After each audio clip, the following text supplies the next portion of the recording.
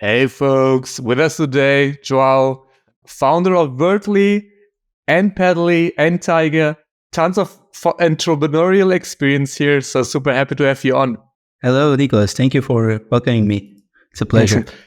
I would love to roll the time back and go back to, 2018, I think, or 2019 to your first time starting a company.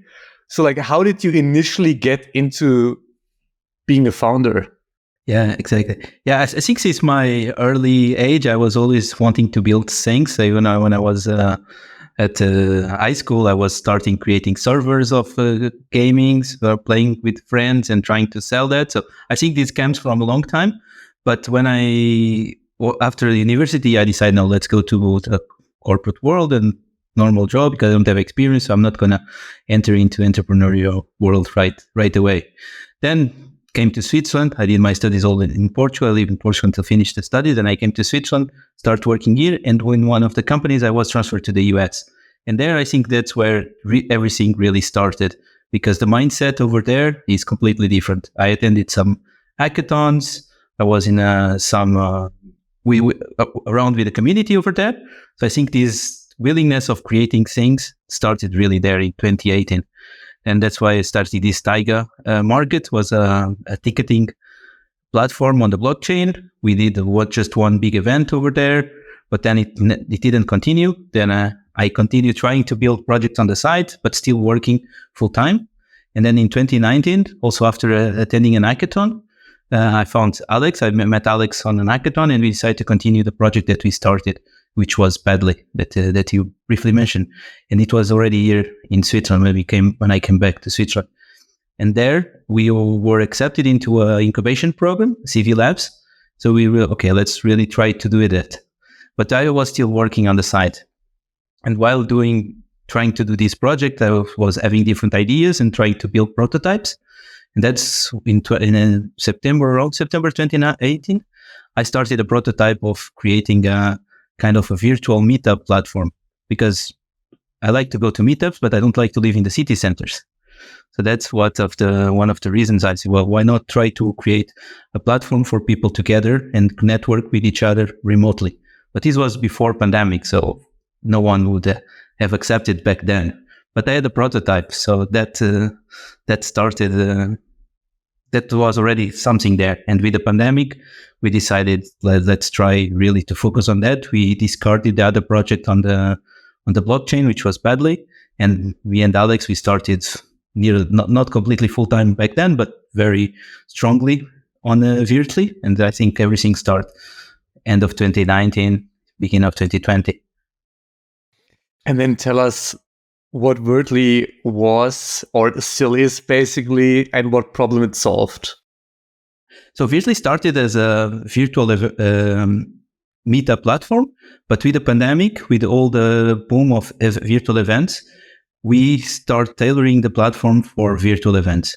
And really, Veertly is the most customizable platform for virtual event, where you can customize everything. So you can really create the event tailored to your needs and to what you like to do. That's what event organizers really love to do, is to have their own event, everything like they have in manage, but we try to make that on the virtual space. If you need to hire the right developers and ship fast, then React Squad is for you. A boutique agency that specializes in React and only works with fast growth startups. Visit reactsquad.io to learn more. And then how was it it was a super hot space also with crazy big competitors like Hop and Huru, and I think they raised over $1 billion.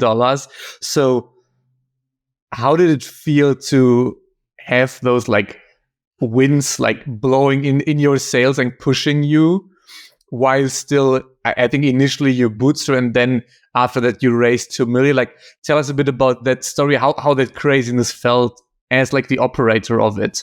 Yeah, there was a busy moment back in 2020.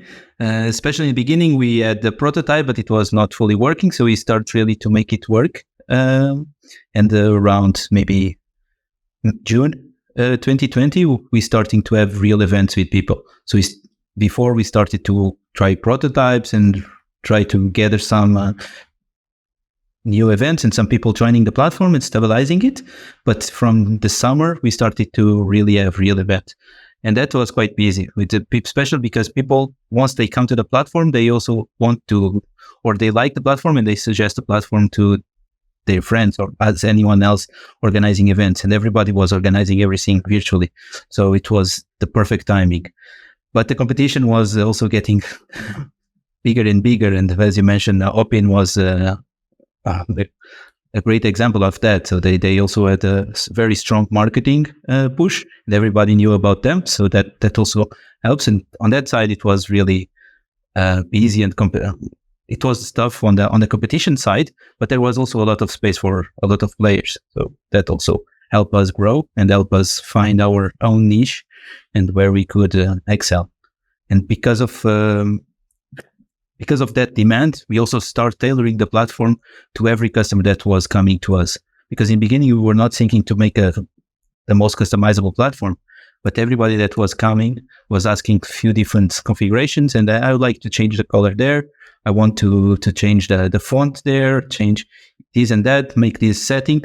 And the platform starts to grow tremendously and become really super customizable.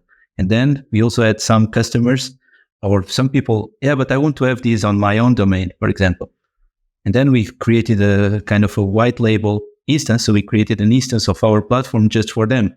So everything grew very organically, but that also helped us really find our core type of customers and really an audience that was very loyal to us. So was that how you differentiated from competitors like Hopin, that you just said, hey, Hopin is great, those others are great, but if you need something that's like crazy customizable, then we're there for you? Or like, how did you manage it? Because I always find it super interesting how people navigate SaaS nowadays, because it is getting more and more competitive, and you in the end can't just say, yeah, I'm the same as the other guy and that other girl, and like we're all the same.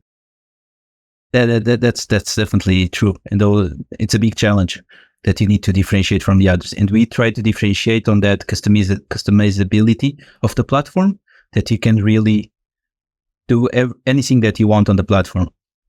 But on the other end, that also has some drawbacks, because you can do everything, but you cannot do perfectly everything. So you always have also some drawbacks on that end. And also in terms of messaging of the platform, it's also harder as a founder and as an entrepreneur. How do you position yourself in the market?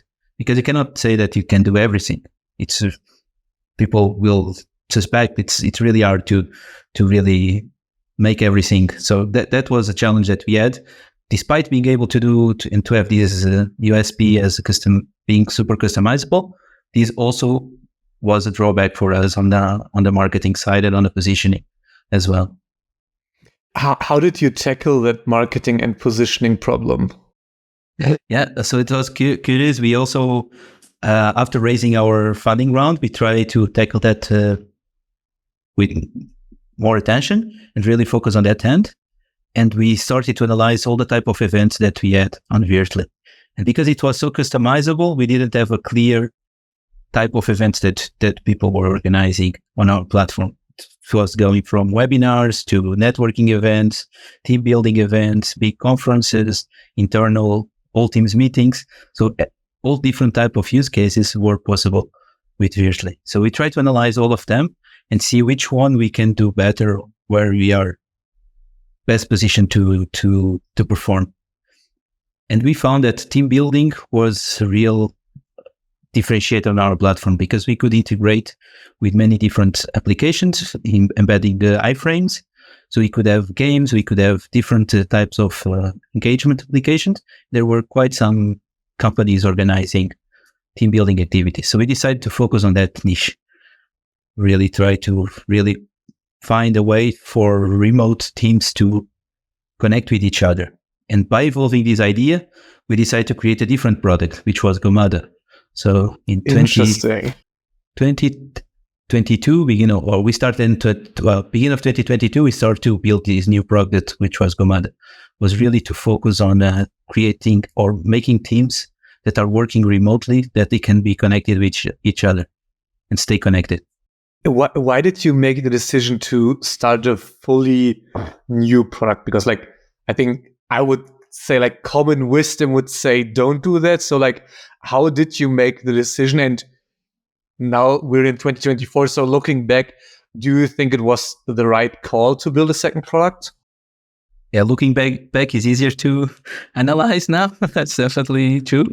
And back then we were thinking we need to differentiate, and because we were really super customizable and we could not have a messaging to the market exactly. And if you were, because we just raised fund, we need to think on how we could go to the next funding round and how could we really grow. And with the competition that exists on the market, on the event space, we thought that it would be nice to really find a different niche and really focus on that niche. And that's what we found with the team building part.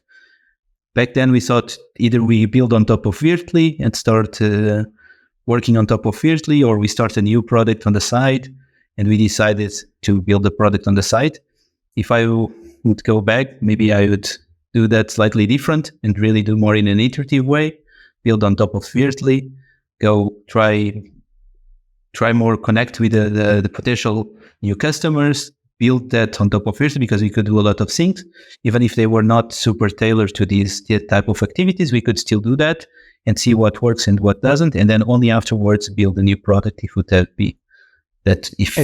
been the case.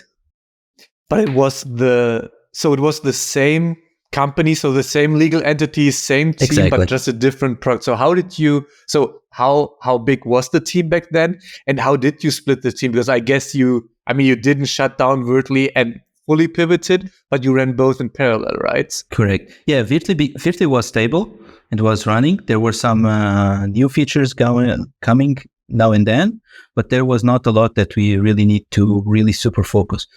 We could, but we could keep just like maintaining it and doing some features, and that's what we decided. So we didn't ship full 100% to the new project, but kind of 80-20 at some point. And back then we were around 20 people, more or less.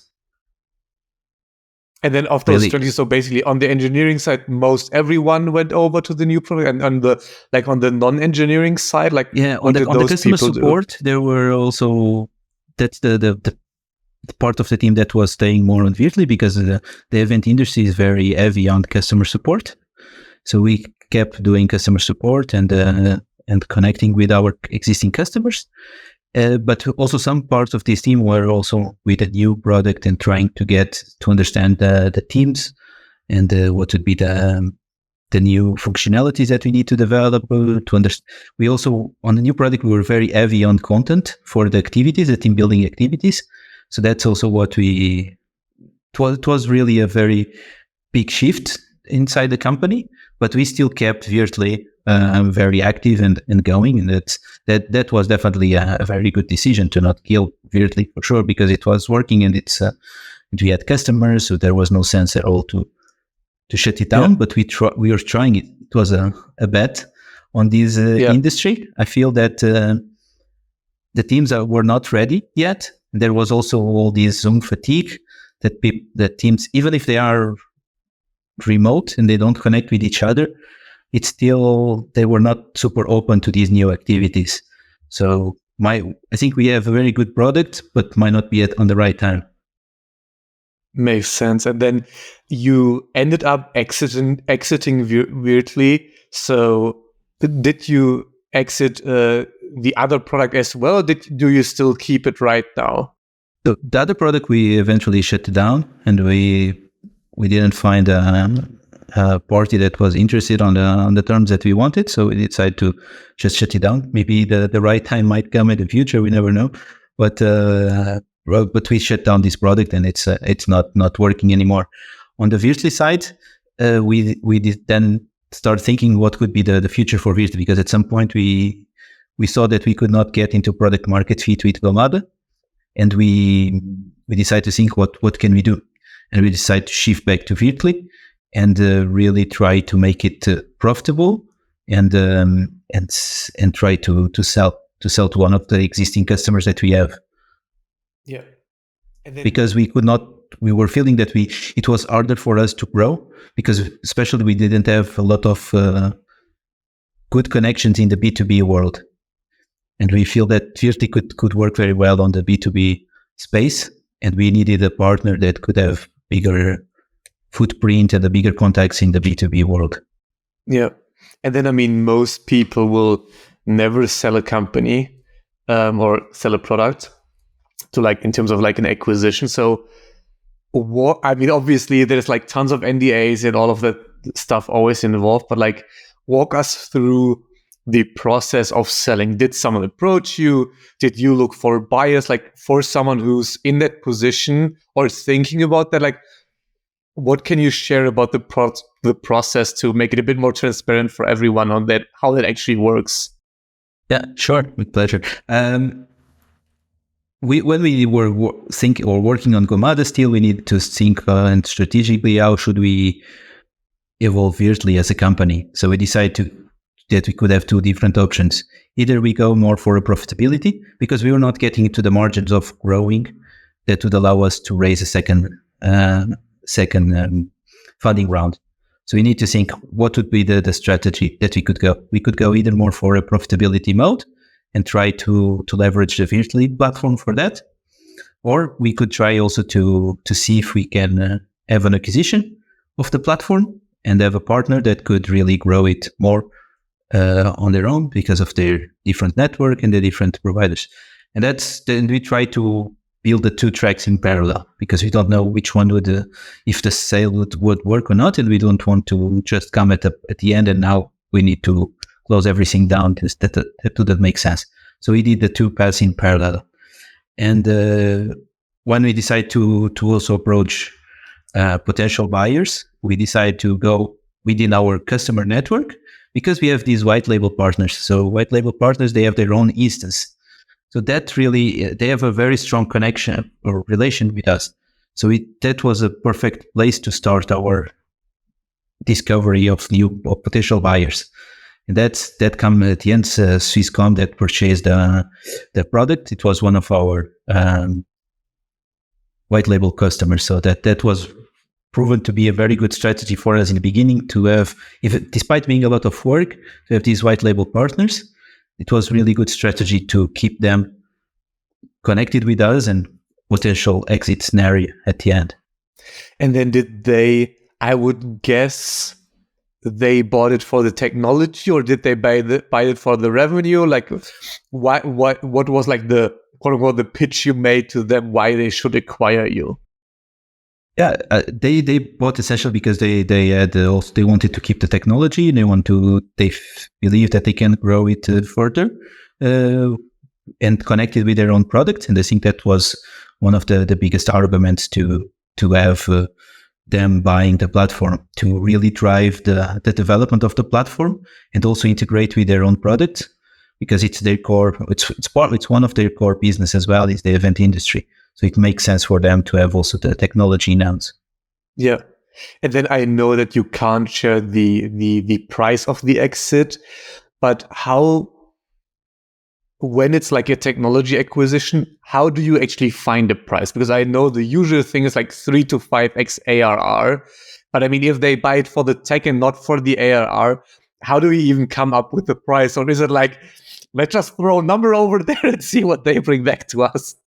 Yeah, it's very delicate in terms of finding the right price and it's trying to guess some multiples from the revenue. But if they buy only the technology, they might have different calculation methods. At the end of the day, they also offer a price, and then we try to negotiate around that the price that they offer. But it's not there's no magic formula for the pricing, right? It's very hard to really So in the end, it's just a negotiation basically on like what are you willing to accept and what are they willing to pay in the end? Exactly. And then you have also the investors on your cap table, so that also takes into account all this process. It's not only, if it was a bootstrap, it was only founders, but with investors, you also need to take into account the different interests of the different stakeholders.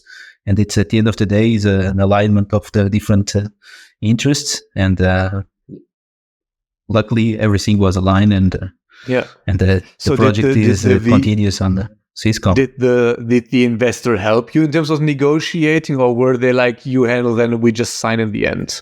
No, we were very well connected with the investors, and it was a joint collaboration with investors, with different buyers, potential buyers, and we were more driving the negotiation and driving everything, but they were up to date, and they were also everything that we were doing was also aligned with them. Makes a ton of sense. And then I would love to jump to what you now do, because I stalk you on Twitter quite a lot. I find it X, super interesting what you do on there. So share a bit about what you do now that you're basically free of the responsibility of running a company. So tell us about what you do right now, and just like how you, with that experience, see the next couple of years for you in terms of like what you're trying to go after. Yeah, I really like to build projects from scratch. So, and really pick an idea and start building a product and making it grow and build a team around it and go from there. So I don't want to go back to the corporate world and be working full time on a corporate world again. So I want to keep on this entrepreneurial journey, and that's what I'm also trying to do.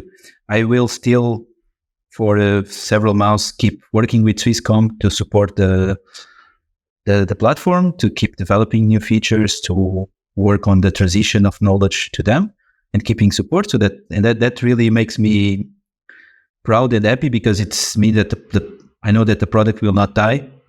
The Veertly one, we will not die, the platforms, because I can try to help them and making it still successful under the Swisscom brand, which is, it's rewarding, and I'm proud of that. But on the side, I also want to keep building new things. So I'm going to work part-time with them, and on the side, keep trying new projects, maybe more this time, more on a bootstrap mode, like we did in the beginning with Veertly. We will bootstrap for 1 year, but now we'll try to also bootstrap more the project, because I believe that VC funding is very useful, but not for all cases. And for example, for smaller software platforms, it's not needed. And that's what I'm trying now, to focus more on smaller SaaS products and try to develop something new. I'm trying many different things, because the probability of something work is low. So the more you try, the more chance you have to have something successful again. So that's what I'm trying now. And also sharing a little bit. I built Veertly a lot on the private, because we were very connected with our team. We are doing everything on our end, trying to connect with our customers here and there. But mostly everything was done privately. This time I'm trying now to build more in public and be more open on Twitter, what I'm doing, learn from the others, share my experience. And it's very rewarding as well, because you feel that you're not working alone and not battling alone on doing your own journey, but that you are doing that with someone else, that it's not working on your product, but it's kind of some friends that are working together on a co-working space on their own different products, but in public on Twitter. So it's quite nice. And then it sounds like it's like fun and accountability. Do you also do it because it's just like good marketing for potential new ideas, or like what was the initial thought into like starting the whole build in public thing? Because I know that some people see it like purely as marketing basically, and others are like purely for the fun of it. I'm more for the fun and for the connection that I build there than from the marketing side, because that's something that I now need. If I'm doing more project on my own, that's something that I need to develop, is the marketing side, because I'm more a technical person. Well, when built Veertly, it was Alex focusing on the marketing side. So that's something that I need to learn. It also helps being public and sharing more, to learn also developing these skills on the marketing side. But I'm mostly doing this to learn and to create a community around me, new friendships, and try to know more people in the space, and just be happy developing new products and not being alone on my computer. Lovely. And then where can people find you online, both on Twitter and on LinkedIn? Yeah, but both my handles is my first name and last name, Joao Aguiam, Joao Aguiam, both on Twitter and on LinkedIn. So feel free. I'm more active on Twitter, so it's safer to find me there. But happy to connect also on LinkedIn.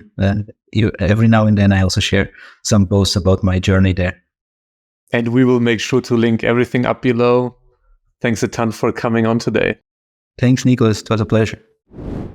If you like this episode, then you'll love the SaaS Operator, a weekly newsletter brought to you by EarlyNode, with actionable insights from SaaS experts in the industry, delivered right to your inbox every Tuesday for free. Visit earlynode.com to subscribe.